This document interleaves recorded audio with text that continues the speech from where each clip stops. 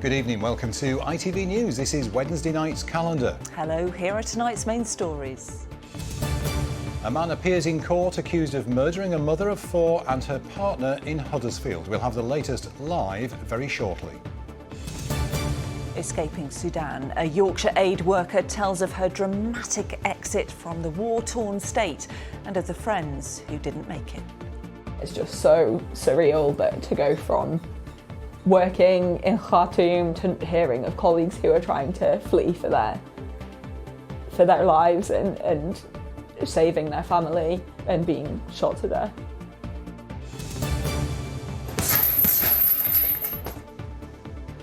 In sport, we're ready to rumble. We catch up with Denby destroyer Terry Harper as the world champ faces the biggest fight of her career.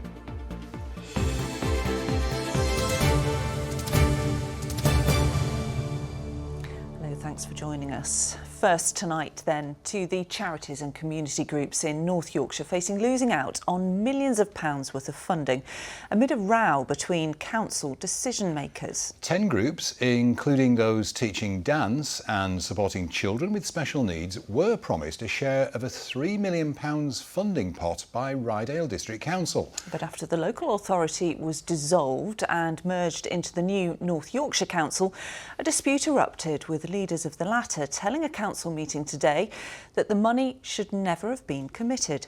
Jonathan Brown reports. It might look like a quaint rural cottage, but this dilapidated terrace is home to a charity supporting families of children with special needs.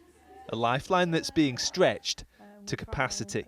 So basically this used to be a family home. There was probably about 4 bedrooms up here, so we're using one as an office. Once a small parent support group, Ryedale Special Families has grown into a charity with 45 staff supporting 400 families across the district.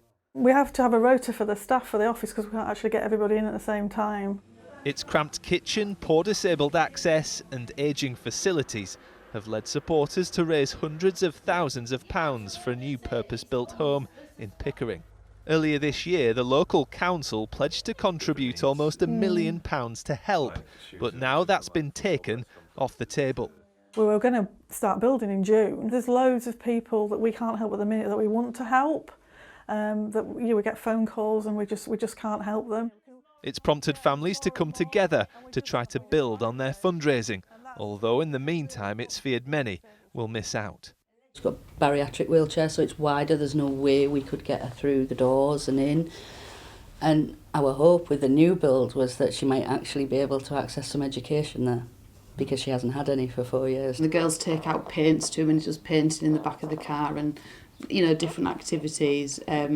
It's too enclosed, this building, for him, really. Well, the money they were due to receive was raised through housing developments here in Ryedale. And it was allocated in the building behind me, the former Ryedale District Council headquarters. But on March the 31st this year, that and 6 other district councils were disbanded and merged into one big North Yorkshire Council. And it's those now running that say the decisions taken here should never have happened. What we've seen here is an attempt for them to clear the Sill coffers prior to North Yorkshire Council's existence, and it has created uncertainty. In the short term, though, community organisations are facing serious stumbling blocks. This not-for-profit performing arts school in Malton could lose a £250,000 grant through the dispute, meaning some with conditions like Parkinson's are unable to join in. They shouldn't have to fight. It's a wonderful opportunity for people like these people and like me. Where would you go? We feel so bad that we cannot improve the accessibility. For me, it's embarrassing. So while groups like this are trying to temper their frustration with grace, it could be another month before a final decision is made, meaning many still don't know what's ahead of them. Jonathan Brown, ITV News, Malton. Well, next tonight, a man has appeared in court charged with the murders of 2 people found dead at a house in Huddersfield. 34-year-old Marcus Osborne is accused of killing Katie Higson and Stephen Harnett in the house on Harp Inge in Dalton on Monday. Well, Fraser Maud was in court for the proceedings and joins us now. Good evening, Fraser. What happened today?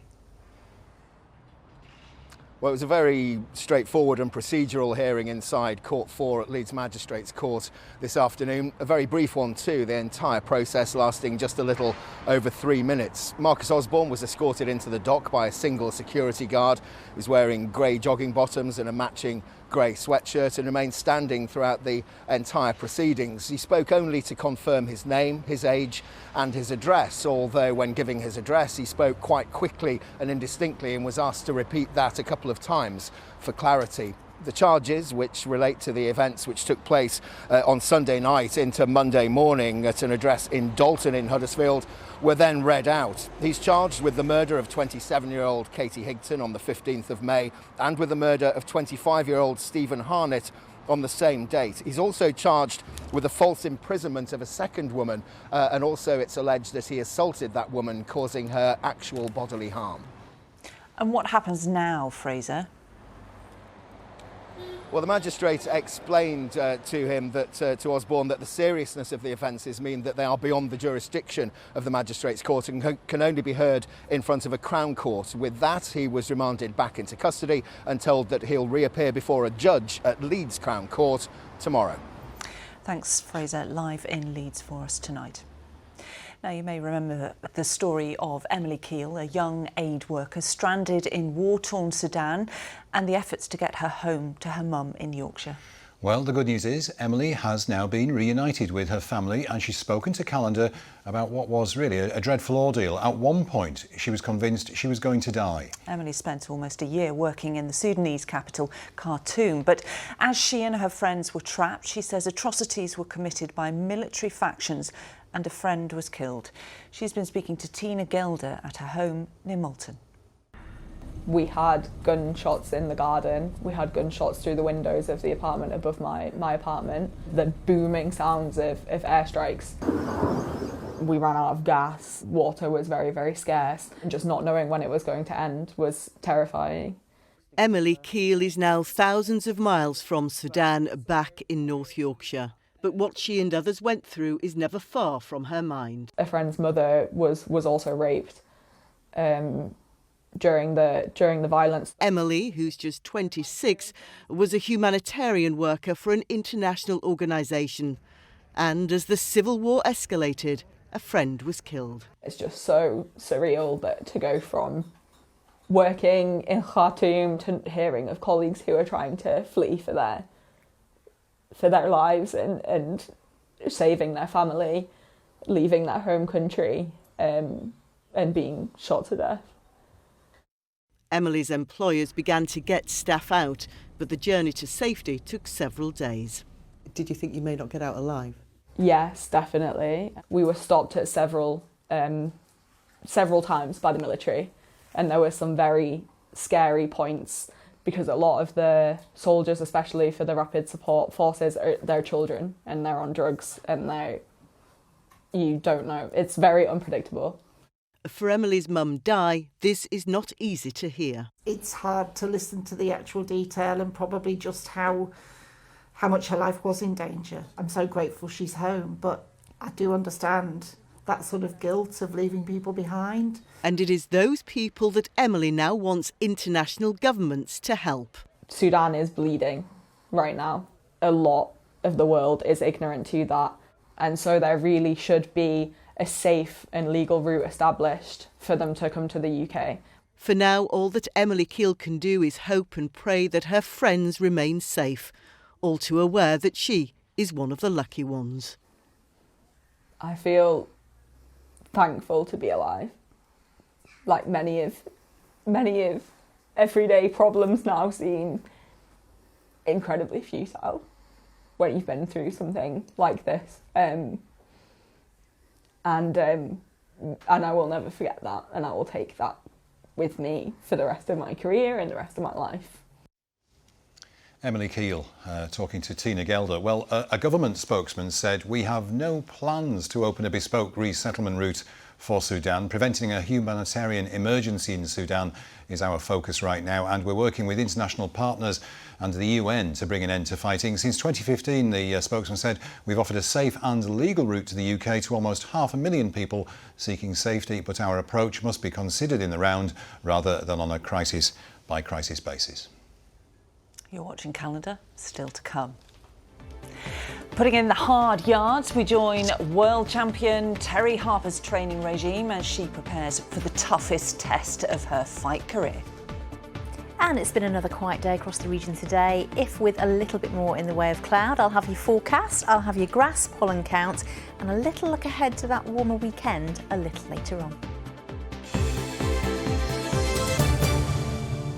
Yes, we'll see Kerry shortly. Well, now to the renters who say they're going hungry and getting desperate after a block of flats in Bradford was deemed unsafe following the theft of all its electric cables. It's now a month since City Exchange was broken into, leaving 250 people homeless and forced to find hotels. Despite being told it might only be for a few days, they're all still facing an uncertain future. Helen Steele reports.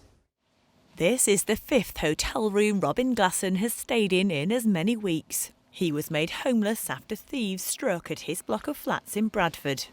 I think it has a big impact on people's mental health, just the stress of moving, but also like the powerlessness we all feel, like it's like we can't complain without it being sort of brushed aside. When a prohibition notice was served on this building a month ago, residents were told it could be a week before they were allowed home. Thieves had stolen 40 metres of electric cable from the basement, making it unsafe. But 4 weeks on, all 250 people living in the City Exchange building are still staying in hotels. Many, like Robin, have to move whenever the hotel becomes fully booked. Why are we not being given clear timeframes on what to expect going forwards? You know, I feel like there's a lot that could have been done better. For Sophia Minai, the financial strain is becoming intolerable. You know, with the cost of living crisis, £10 a day, it's not enough. With no cooking facilities, all residents have been given £10 a day for food, which isn't paid in advance. I'm working full time, and yet I've got nothing to eat. Now for lunches, I'm just having like maybe a yoghurt and crisps. You know, I'm not getting enough food to... Has that affected you, do you think? Definitely. I feel very... You feel like breaking down because you're so lost. Sophia has also had letters demanding her rent is paid in order to claim any hotel or food refunds. I think it's terrible because officially now we've not been in the property for more than a month. How can I pay rent for a property that I'm not in? A union representing some of the tenants says it should have been sorted more quickly. If this was happening to the people that run these companies, would they be happy with, you know, having to pay up front? Would they be happy with being made homeless? Like, absolutely not. But somehow it's acceptable to treat tenants like that. Sophia's insurance is dealt with by the company Prop Home, which so far has declined to comment. The building itself is managed by MLM Properties, which says it hopes all tenants will be back in by next week. But there's no guarantees, and it can't come soon enough for those who simply want to sleep in their own bed. Helen Steele, ITV News in Bradford. Thanks, Helen, and well, we'll keep you up to date with developments on that story. Now to our next story. For thousands of students across our region, exams are just getting started, aren't they? And it may well be the most stressful few weeks that many of those students have ever experienced. Well, that's why ITV is starting a new campaign encouraging teenagers and parents to talk more. It's one of the ways experts say parents can support their children during their exams, as James Webster reports. Every lesson so far has led to this. Exam season has arrived with the first GCSE, AS and A-level exams taking place this week. And these students from Firth Park Academy in Sheffield admit they're feeling the pressure. Seeing the hall, for example, with chairs of rows and seeing other people stressed, that can kind of have a knock-on effect, and you'll be like, oh, I'm in exam season, I got to do well. The main thing that stresses me out during exam season is probably like the fear of failing, mostly, because I know I've revised enough, but there's always that thought that, like, what if I do bad? Like, what am I going to do after this? I might not revise enough exam questions or the content. Like, I don't know what to revise because there's so much to do. New research has found 93% of children tell their parents that they've experienced exam-related stress or anxiety, and 91% of mums, dads and other carers admit having similar feelings themselves. After 3 years when exam grades have been increased to compensate for COVID-related disruption, this year the regulator Ofqual says grades are going back to pre-pandemic levels, which has also had the potential to increase anxiety. That's why ITV is starting a new Britain Get Talking campaign to encourage better conversations between students, their parents and other carers. It's supported by the charity Young Minds and also coincides with Mental Health Awareness Week. If you are noticing things in your child that you wouldn't ordinarily see, perhaps they've withdrawn socially, perhaps some of the things that they enjoy doing, they don't enjoy doing so much anymore. Perhaps they are eating differently or sleeping badly. And if you are noticing those things, it's really, really important to try and start that conversation with your child. As well as on TV and radio, adverts will also appear in newspapers and be posted out to some families, with tips for parents to help manage exam stress, including helping to plan revision, finding somewhere to study without distraction, keeping a healthy routine, including plenty of sleep and regular meals, and finding time for relaxation. All tips which teachers also agree can have benefits. For students to know what effective revision looks like, and for parents to be able to check that that's what they're doing productively in their revision time, means that you can reassure them that if you've just spent 50 minutes practicing some past exam questions or preparing some flashcards based on a knowledge organiser, that there's a product to that revision and the student can share it, then you can celebrate that output. The key message: exams may be sat in silence, but when it comes to exam stress, suffering in silence is not the answer. James Webster, ITV News. Yeah, some good tips there, and you can get more tips actually if you go to the website itv.com/Britain Get Talking. OK, it's time for the third of our films this week, featuring projects hoping to win up to £70,000 of National Lottery funding. The People's Projects is a collaboration between ITV and the National Lottery Community Fund, which highlights groups in our region doing great work, bringing people together. Well, tonight it's the turn of Incredible Edible Leeds, which aims to connect communities through the power of food. We'll tell you how to vote after this.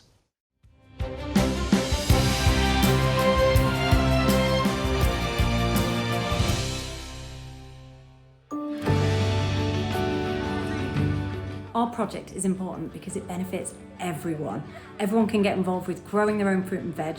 We want people to give it a go, getting people out of the house, meeting new people and building their confidence and learning new skills. We're learning on a daily basis different plants and the effect on the environment, the foods that each of us can grow. We're all trying different things. Communities can decide what they grow. We've got orchards with fruit bushes and trees. We've got raised veg beds with root veg in them. Older people, younger people, lots of our community groups use the beds as learning aids. Put some tile in and then put a seed in and then cover it all open, getting lots of mucky hands. Well, I think especially for the older population, it's really good to have a meeting place. And when you go to pick some herbs or some lettuce or some tomatoes, you'll find other people there and you chat, and it's really nice. It does bring the community together. Nothing like fresh food, and you can't get any fresher than picking it yourself.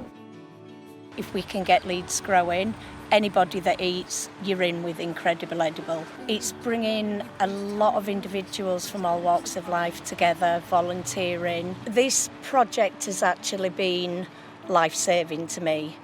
It's helped to lift my mental health. I'm meeting new people and learning lots of skills that I didn't have a year ago.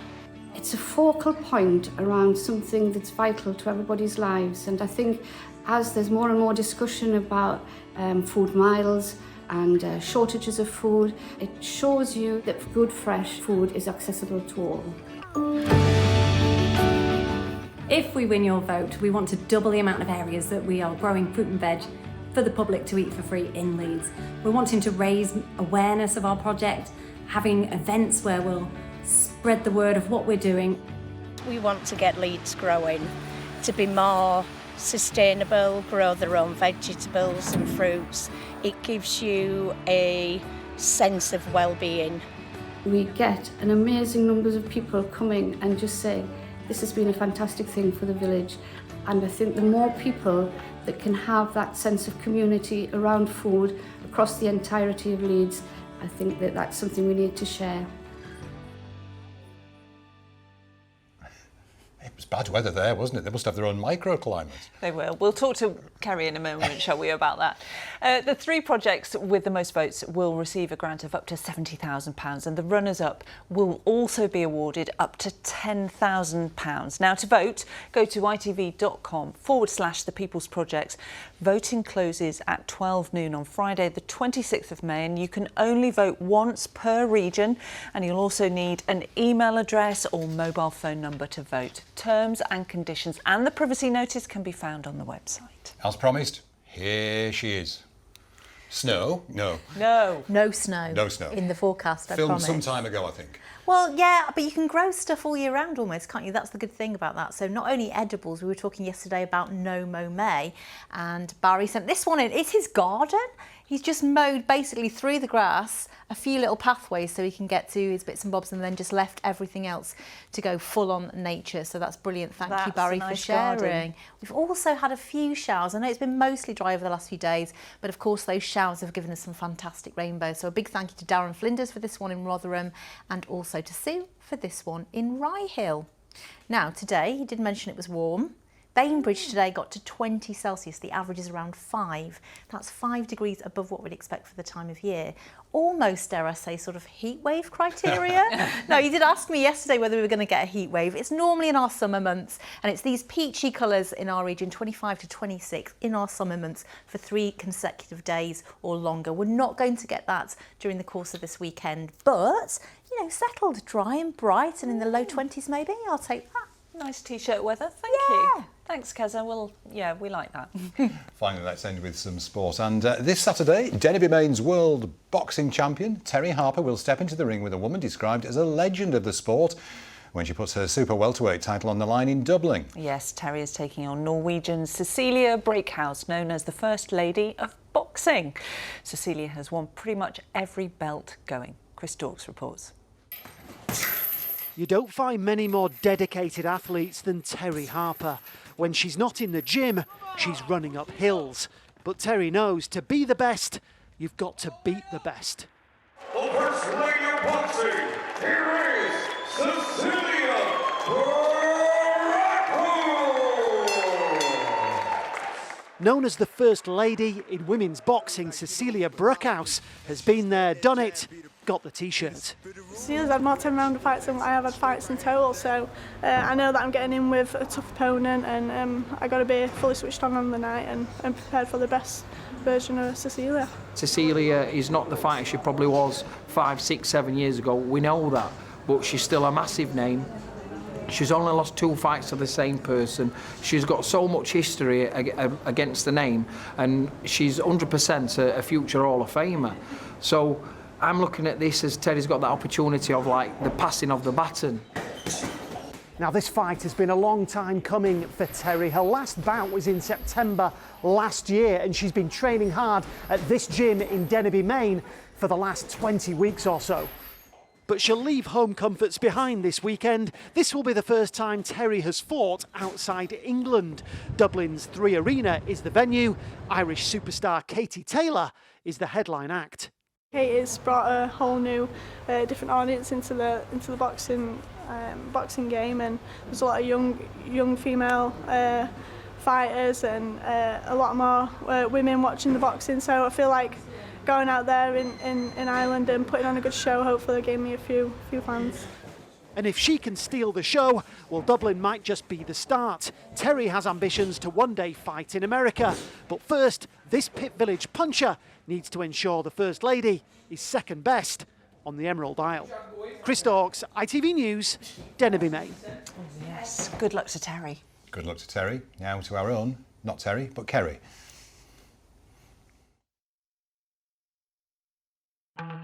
Good visibility on the horizon. TUI sponsors ITV Yorkshire Weather. Hello again. We didn't do too badly across the region today. A little bit more cloud around, but we lost that nagging northwesterly breeze that we had over the last couple of days, although there was a bit of a sea breeze. And yes, maybe a little bit more sunshine yesterday, but there was still some around today. A big thank you for all your photos, weather photos at itv.com. So it melted away for a time before redeveloping into the afternoon. A little bit of high cloud nudging in from the north, but this system is staying to the northwest until the very end of tomorrow. So a lot of dry weather to come. An odd shower out of any thicker cloud for tonight and through into tomorrow, but mostly dry. Quite a bit of high cloud, nothing too chilly, maybe in rural spots under those clearer spells into the mid-single figures, but definitely frost-free as we head towards dawn. 5 o'clock and 9:06 are your sun times as we head into Thursday. So a mainly dry start tomorrow, an odd shower not out of the question, but the best of any brightness and sunny spells probably coming through the first part of the day. Into the afternoon, we start to import higher cloud from the northwest, and that will turn the sunshine perhaps a little hazy, so bright rather than sunny. But in the sunnier spells, certainly middle part of the day, we could be looking 18 to 20 Celsius once more, and those winds fairly light.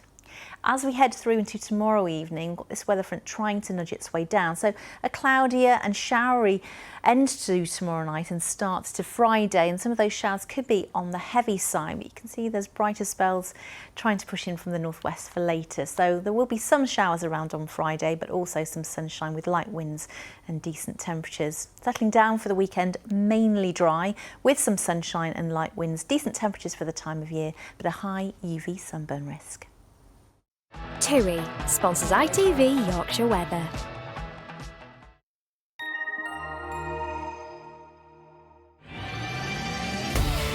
Hello, summer. Piri sponsors ITV Pollen Count. There's still a tiny bit of tree pollen around. The main culprit is oak, and the grass pollen season has just got going now. So where it's dry and bright and warm, mornings and evenings it will be moderate, otherwise low. There you go, no heat wave, but not too bad once we've got past Friday into the weekend. Yeah, that is good. That is good. Thank you very much for watching. I'll be back at 10:30 and I'll see you then. Bye for now. Bye-bye. Bye.